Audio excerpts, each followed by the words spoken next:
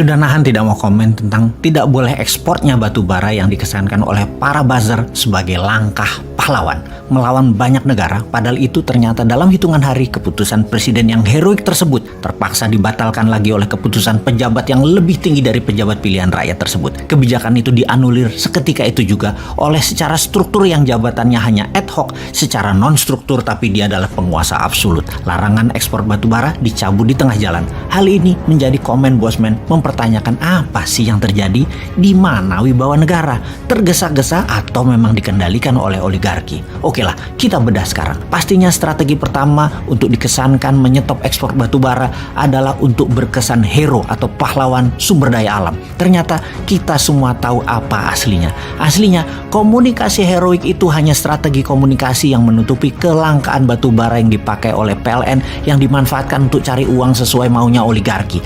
Naiknya harga DMO batu bara sesuai harga pasar ini sungguh menyakitkan hati masyarakat. 2 kali loh harga pasar itu.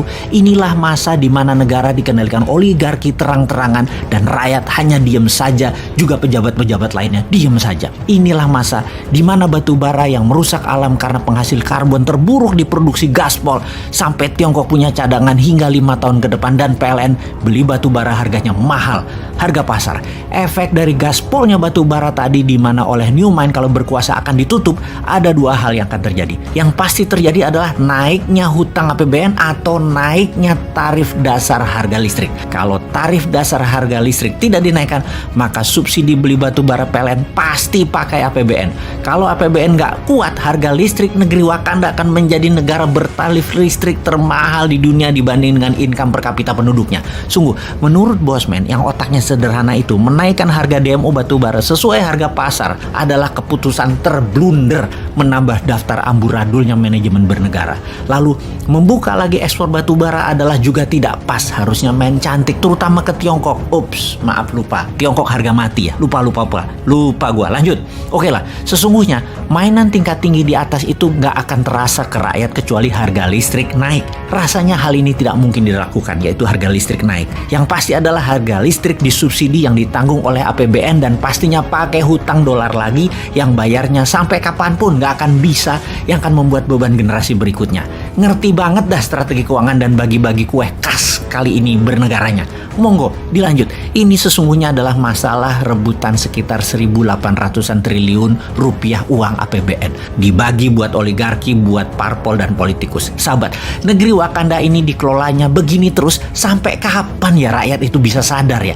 Ibarat kita ini pegawai, perusahaannya hidupnya tuh ngutang, omset turun, profit gak ada. Lalu pemilik dan pengelola perusahaan ngutang sana sini dengan menjamin aset perusahaan negara. Rakyat yang cuek dan tidak sadar akan bilang yang penting gua kan digaji, dinaikin lagi gajinya biar nggak ngomel maksudnya. Sebenarnya kalau kita lihat pembukuan sudah parah ini perusahaan.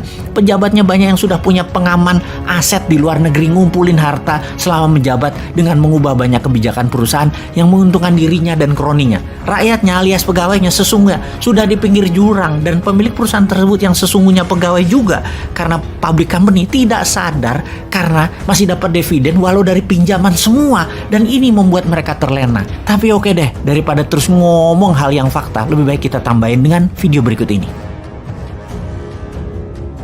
Kalau kita bicara 50 tahun yang lalu, jarang ada oligark yang langsung menjadi kandidat yang berkampanye dan coba menang. Dan itu sebenarnya karena oligarki itu takut terekspos. Mereka lebih suka di belakang layar, tapi menentukan apa yang akan terjadi, siapa yang akan naik, siapa yang tidak akan naik.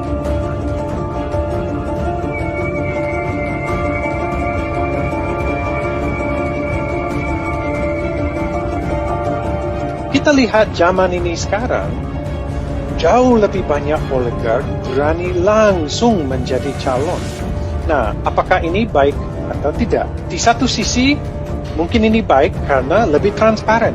Kalau dunia ini dikuasai oleh oligark, lebih baik kita lihat mukanya langsung. Dan mereka duduk di DPR, di kursi presiden. Turunan dari merebaknya oligark ini ke political corruption.